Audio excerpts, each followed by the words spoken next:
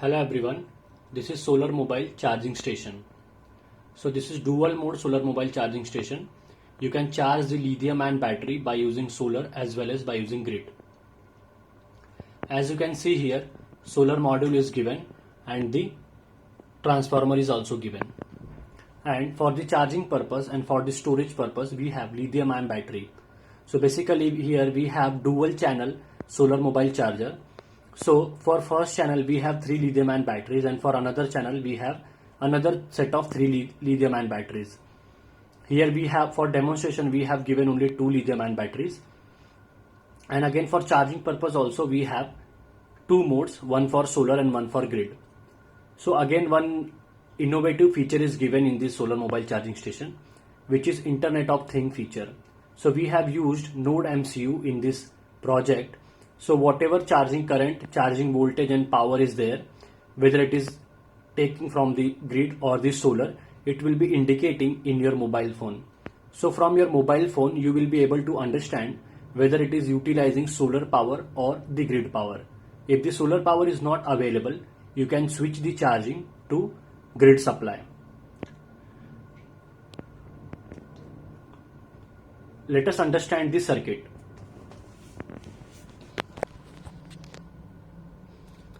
So this is the circuit of solar mobile charging station. So basically total 4 USB ports are given: port 1, port 2, port 3 and port 4. All 4 ports are 5 volt 2 ampere charging ports. Basically the output of charging port must be 5 volt and current depending upon the mobile phone. So basically 2 ampere is the standard charging current for all available mobile phones in the market. So here from the solar we are getting 10 volts at 1 ampere.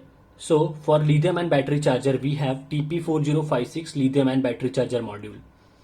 It requires 5 volt as an input to charge lithium ion battery. That is why we have to convert 10 volt into 5 volt. So to convert 10 volt into 5 volt, we have used LM2596 based SMPS power supply. Why we have used SMPS power supply? Because in this mobile charging station we do not want to waste our power. So SMPS power supply will not waste the power and it will utilize the maximum power coming from the solar.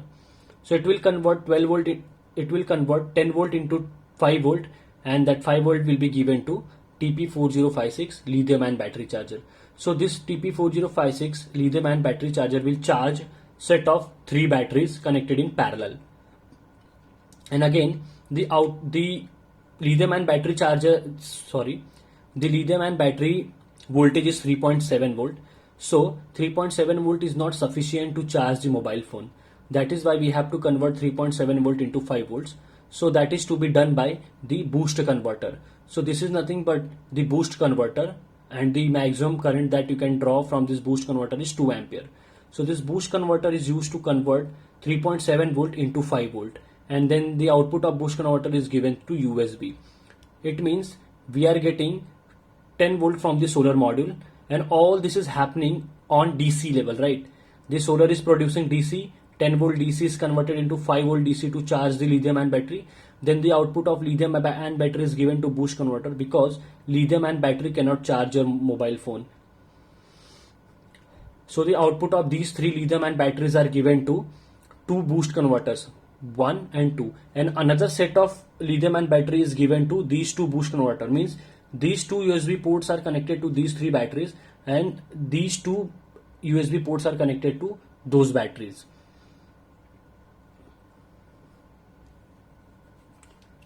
So this is the lithium ion battery, and the capacity of this lithium ion battery is 3.7 volt 3.8 Ah. This is nothing but 3800 milliampere hour battery. So such 3 batteries are connected in parallel, so that 3.8 into 3, and same there 3.8 into 3. So let us understand this circuit closely. So this is the INA219 module. This module is used to calculate the DC current, voltage and power.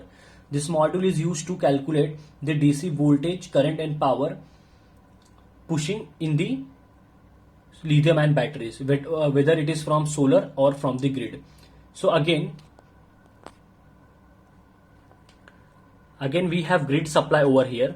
So this relay is used to switch between solar and the grid by using your mobile phone. I'll show you the mobile interface as well.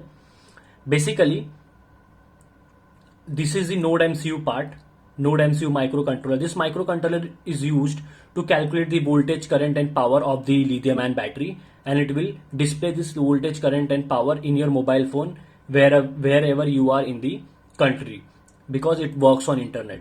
And then this Node MCU is used to operate the relay so that the charging can be switched between grid as well as solar. If the solar is not available, no worries, you can use grid supply to charge your lithium ion batteries. Again, one TP4056 charging module is given over here, and this TP4056 charging module is used to charge this set of battery, and the input to both the TP4056 is given from solar as well as grid, and it is decided by the user by using relay module operated by Node MCU over internet. Again, this is 0-12 volt 2 ampere transformer. It converts 230 volt AC into 12 volt AC, and then this 12 volt AC is converted into 12 volt DC by using this rectifier. This black color device is rectifier, bridge rectifier. It converts 12 volt AC into 12 volt DC. Then this 12 volt DC is again converted into 5 volt DC by using LM2596 circuitry. Again, this is the SMPS circuitry to save our power. So basically, in this project, what we have two set of charging, one from grid, one from solar, and we have two set of batteries, right? For port 1 and port 2, 3 batteries. For port 3 and port 4, another set of 3 batteries. And we have implemented IoT part over here. So this Node MCU will be connected to internet by using Wi-Fi router, and this is the current sensor, Node MCU current and voltage sensor.